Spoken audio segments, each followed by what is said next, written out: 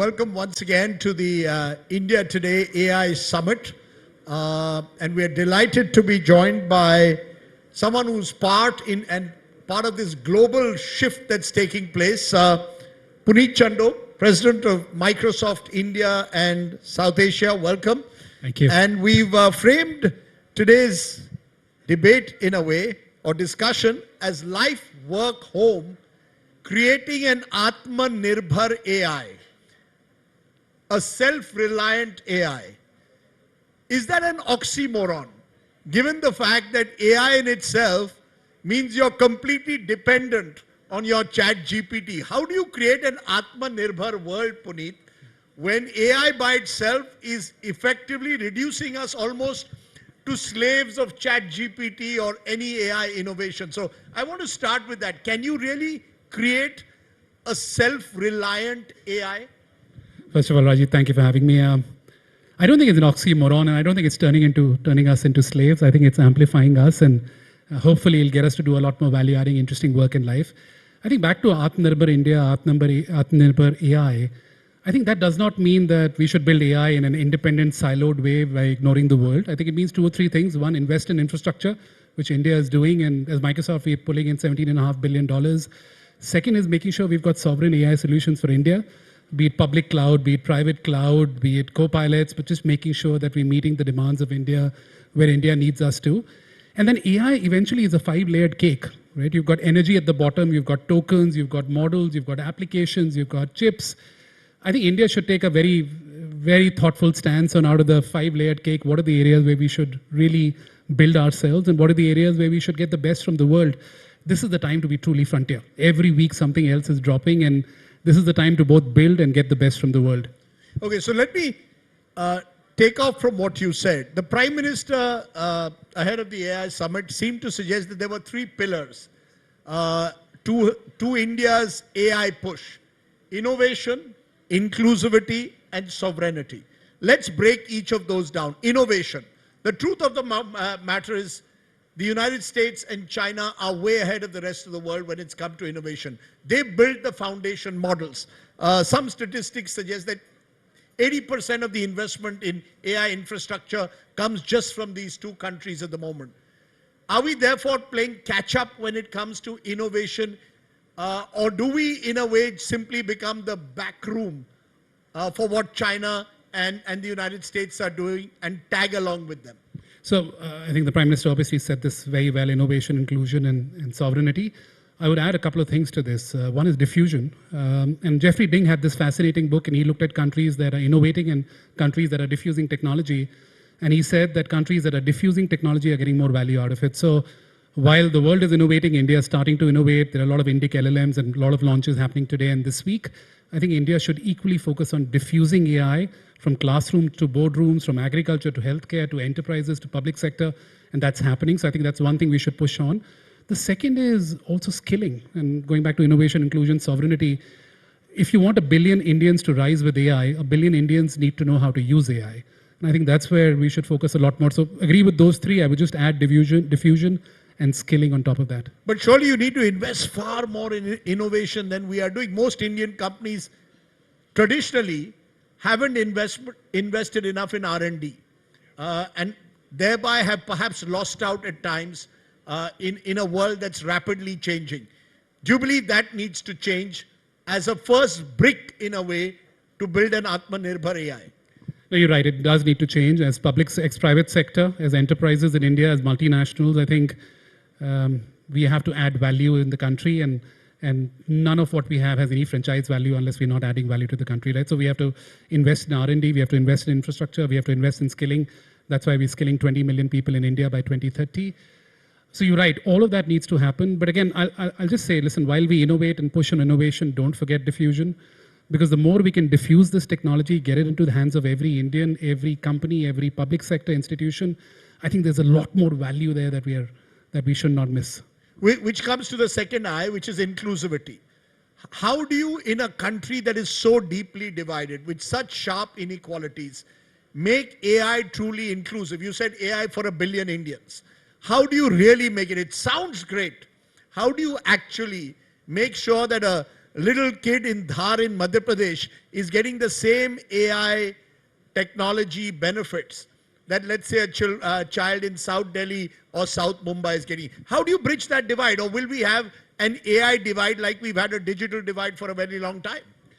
So Rajeev, I genuinely believe that AI is different from any other technology we've seen. Unlike the Industrial Revolution, where we waited for many, many years to get that technology, AI is here on day one, right? So we've got, like anybody sitting in Boston today or Bangalore or in a small town in India, he or she has access to the same models, same applications. So I think that's one thing, which is we don't have to wait many, many years. And then to your point around inclusion, it's already starting to happen. I'll give you two examples. With the Ministry of Labor, we're building something called eShram. There are 300 million unorganized workers in India who don't know how to create a resume, who don't know how to take an interview, who don't know how to apply for a job. We're creating an AI platform for those people, these unorganized workers, to create a CV, do a mock interview, get ready for a job, and then get them employment. Right? Just a terrific example of embedding AI into systems. And again, AI, unlike other technologies, does not require you to be a PhD. Like I'm a rusty coder. I used to code 30 years ago. With AI, I'm coding again. English is becoming the coding language now. So I think the ability to get AI into the hands of Indians is much easier than previous technologies. We do have to get our act together. I'm just giving you one-off examples. This needs to happen at a scale for 1 billion Indians to get there, but it's possible. Which brings me to sovereignty. It's a word which is being used by many. We need to ensure AI sovereignty or certain digital sovereignty. How do you actually achieve that? Because increasingly you have to work with big tech global companies. AI by its very nature cuts across national boundaries. How do I control what an engineer sitting in San Francisco is doing, the information he or she is feeding me, or the AI models that they are creating? Do you believe it's possible to have AI sovereignty by simply creating large language homegrown models? Or is there another way out? How do you create genuine sovereignty over data? So, Rajiv, there are two ways to frame sovereignty. You can use it as a code word to slow down, or you can use it as a code word to speed up. And I would obviously say, listen, we got to speed up on sovereignty. And there are two things we should do, right? One, we should build in India, and we're already building in India. So for example, our co-pilots, which is, I was talking to Mr. Puri about it, the AI agent, all the processing is happening in India. So data privacy, sovereignty, everything that happens in India stays in India. The model stays in India. So one is build in India, meeting the sovereignty requirements, but also get the best from the world. Going back to like, my biggest challenge is every day something is changing on the models. And if you're not keeping up with the frontier that's happening in the world, we will fall behind. So I would say build for India, and there's a lot of build happening, but also get the frontier from the world. This is the worst time to slow down and use our sovereignty as a way to slow down. In fact, use sovereignty to speed up. No, so are you saying you build partnerships with the rest of the world? A Microsoft, for example, is a good example. You're transnational. Do you does a Sarvam AI, which is seen as the government's, in a way, answer to creating a foundational model for India, do you collaborate with a Microsoft, which is a global corporation, and at the same time believe the data is Indian? The answer is yes. And by the way, I'd like to believe we're an Indian company. We've been here for 35 years. We're as Indian as anybody else. Sarvam is a deep partner of ours, by the way. And the other thing on Rajdeep on this one, right? If the technology is changing every day, none of us have all the answers. Be it Microsoft, be it Sarvam, be it any other multinational, be it an Indian company, be it the Indian government. So the idea is, how do we all come together and build on what others are building versus trying to create walls, right? So this is the time to bring everybody together. The reason I'm asking this, if you saw in the Union Budget 2026-27, a 21-year-old tax holiday was offered to foreign companies which are going to use cloud services come to India, provided they partner with Indian-owned data centers in India. Now, are we simply therefore going to drive this sovereignty by creating large data centers which the Adanis and the Geos are going to put a lot of money in, billions of dollars? Is that going to build data sovereignty in the truest sense of the word? That foreign company is coming here, it's getting a tax holiday. Is it going to retain the data, or will that data be shared with the people of India?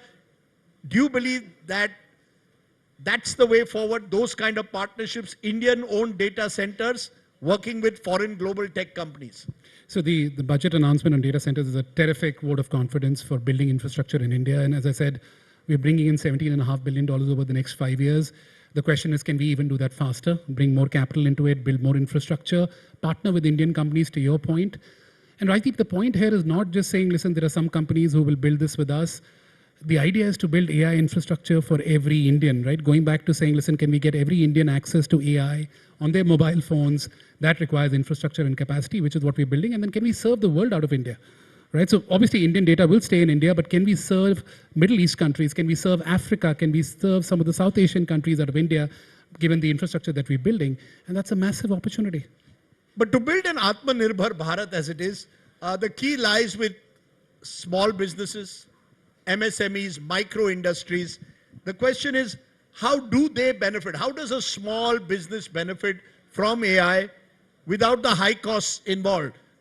Do you believe AI will make it actually easier or more affordable in a way for smaller businesses? I think there's some work to be done, but if you think about the thesis of AI, Rajdeep, what are we trying to do, right? For the first time in the history of mankind, we are saying we have the ability to create an intelligence, right? Can we use compute and compute to become cognition? Can we create intelligence out of machines, right? That's what we're trying to do. And by the way, every business today is a bundle of intelligence, bundle of expertise, be it a small or medium business or be it a large business. And the idea is, can we get intelligence on tap? Today, if you're a small and medium business in India, you want to solve a problem, what do? You hire people, you bring a team together. We are now talking about a possibility where a small or medium business in India can get intelligence and expertise on tap, right? Can they really get that intelligence or solve the problems or build the business they want to? So that's the thesis of AI. Now, the question is, how do we make sure we get it to the hands of SMBs at a price point that they can afford in a simple way? They don't have technology, they don't have people, they don't have the expertise. How do we simplify this and get this to work for them? Which is where, Rajdeep, a lot more work needs to be done, but we're committed to doing it. Is there an example that you can give, a successful example where, for example, you managed to work with small businesses or a sector to make it more effective, affordable, and successful? Lots of these examples, and I don't know if it's a small or medium business. There's a company called Creative Arts Network. They're a small company. They're building content for Bollywood and TV. We're working with them to use AI to build content. And again, reduce the cost of building by 100x, right? And now for an SMB, which is a small business, if you can potentially reduce the cost of building content by 100x, imagine the value that can create, and the more value that they can create, the more content they can get out, and the more business they can generate. So that's just one example, but across industries, healthcare, we're building co-pilots for doctors. Can we get doctors, like my most interesting story is, you go to any hospital in India, the senior most doctors are out of time, the junior most doctors are out of work. The junior most doctors are writing notes, right? Can we create a co-pilot so the junior doctor can become as proficient as a senior doctor, right? Can we really give them the expertise, judgment, intelligence so that they can treat patients and patients don't have to wait? Lawyers, same story. Can we create a co-pilot for lawyers? So I could go on, but it's across the board, Rajdeep. And because one of the challenges, and this is a question I'm going to ask all my guests on this, is we have a huge demographic dividend. But we also have a large population which is unskilled workers. And the fear remains that as AI spreads, unemployment of those at the bottom of the pyramid will be real. Jobs will go. Is that fear-mongering, or is that a reality that we've got to be mindful while trying to create an Atmanirbhar AI architecture? So a lot of this is exaggeration, but I think you also have to then kind of just be clear-eyed about this, right? You can't live in a fantasy world. The clear-eyed answer, Rajdeep, is the color of jobs will change. Your job and my job both will change. And ultimately, your job is a bundle of tasks. For some reason, we've equated work with jobs and titles, but the atomic unit of work is not jobs and titles. It's actually the tasks that you do. And what AI will do, Rajdeep, will unbundle everything you do and unbundle everything I do. And a lot of things that you and I think are work, for example, me sending 50 emails or attending 7 meetings or updating 3 trackers feels like work, but it's not really work. We know it at the end of the day. I think AI will take that away, which means you and I will have more time to do value-added work, but we also have to really bundle ourselves much better, right? Which is we have to upskill ourselves so that we can really do stuff that is truly value-added. I think the implication for India and for all of us is that we're all living with this industrial age era template, right? Where you learn once and you earn for the rest of your life. My grandfather lived like that. My father lived like that. I'm almost living like that. That will break. We are the last generation to have stable long-term careers. My kids will have a portfolio of things they'll have to do, and they'll have to focus on skills, not jobs and titles. And I can imagine India in the next few years where there's a certain set of tasks that need to be done. People have skills, and there's intelligent matching of those two happening. That's the world we have to prepare for. That's fascinating. So what you're saying, the real challenge in a way is skilling. Rather than talk about jobs, jobs will come, provided you get the right skills for those jobs. Am I broadly correct? You're broadly correct. Okay, since you just mentioned the possibility that we may lose our jobs or our jobs will be redefined in the coming years, we've now got AI anchors. So I have a question from you from my AI anchor. Listen in. You do? Fantastic. Hello, Mr. Chandok. My question to you is, what are the big advantages of AI and what is the one big concern? By the way, this is fascinating. I should get my AI to talk to your AI. Hopefully in the next few months, we'll get there. I think the biggest advantage of AI, and that goes back to the thesis, right? It's a remarkable technology. For the first time, we have the ability to create intelligence. And intelligence is the most valuable commodity on the planet, right? Everything of value that we have created as a human species is driven by intelligence. And I'll tell you one quick story, right? The latest models that we have are equating to 150 IQ points. 150 IQ points, right? And let's assume the IQ of this room is roughly 100. Imagine a world where there's 50 IQ points available for you. There's a plug in the wall, you can plug in and get 50 IQ points. That's the power of this technology, right? Now the question is, how do we get this into the hands of every SMB, as you said, every company, every public sector, every Indian? So that's the advantage. The thing that I worry most about, Rajdeep, you spoke about this, which is not so much jobs going away, but our ability to skill at scale in India. We have to skill 1 billion Indians. As Microsoft, we are committed to skilling 20 million people over the next few years. I don't think that's enough. We have to do more. We all have to do more. But for 1 billion Indians to rise with AI, we need to skill them. They need to know how to use AI. People will not lose jobs to AI. People will lose jobs to people who know AI. And you better be on the right side of that equation. So that's one thing we all have to solve for. Because we're already seeing tech companies who are re-looking at their models.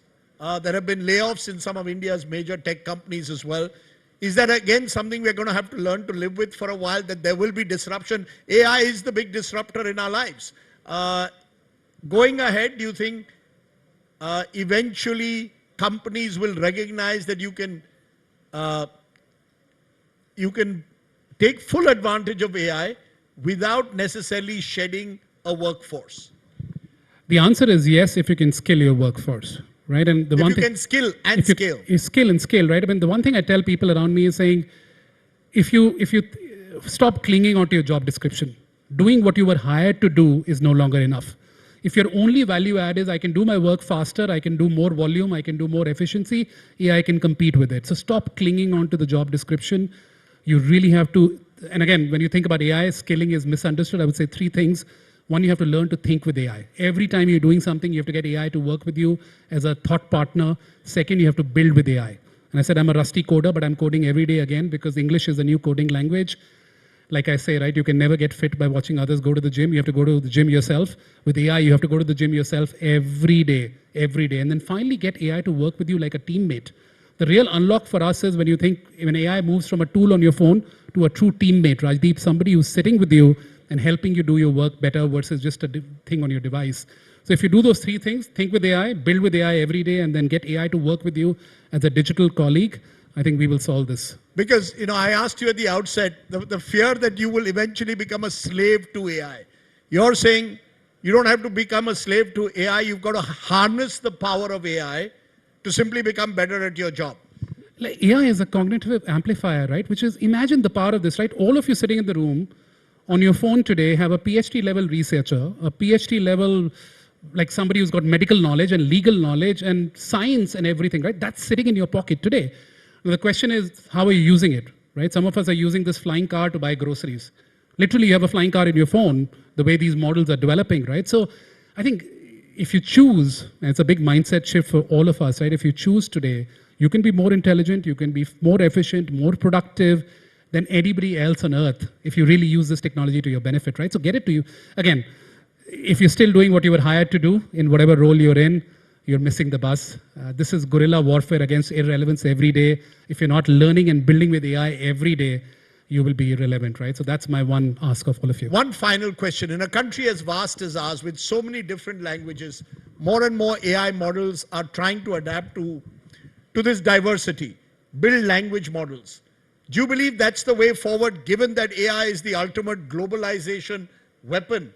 Or do you believe you can indigenize AI to fit the unique diversity of this country through these large language models? The answer is the days of a company or an individual betting their farm on one model are over. right? If you're following this world, every week something else is dropping and the models change. I think the answer here is model diversity. Be it enterprises, be it public sector, be it individuals like you and I, we will all want a series of models to work with us. And that does a few things, right? One, it allows horses for courses, right? Which is, I don't need a trillion parameter model to do a simple use case in my organization. I can use something cheaper. I can use something which is more made for purpose for that one, right? So that's one. Second, AI still is jagged intelligence, right? Sometimes it's super brilliant, sometimes it's not that great. But if you get multiple models to work with you, which is how I work with AI, I've got 3 models debating each other and getting me to the right answer, we will solve this jagged intelligence problem as well. One final question in one sentence. What is the most competitive advantage that India has in this entire AI revolution, as we're calling it? What is the one thing that we have that others don't? I think India's got the talent. We've got 22 million developers today on GitHub, the largest developer population in the world. We've got digital public infrastructure that we've built, and Mr. Kant is here, right? He's obviously much smarter on this than I am. Like, if you look at the digital public infrastructure in India, if you can embed AI into all of that, be it Aadhaar, be it UPI, and get our developers, we've got the most amount of developers on the planet to really build AI public infrastructure in this country. I think that's something nobody else in the world has. Well, more power to that, more power in a sense to this large demographic dividend that we have, which hopefully will last at least the next 20 years. And harnessing that, skilling that on scale will be the big challenge in a way to build a Atmanirbhar AI, as we are calling it. Please give a big hand to Puneet Chandok. Thank you. I think that was a fantastic exposition of where we stand when it comes to our AI opportunity. Thank you very much, Puneet.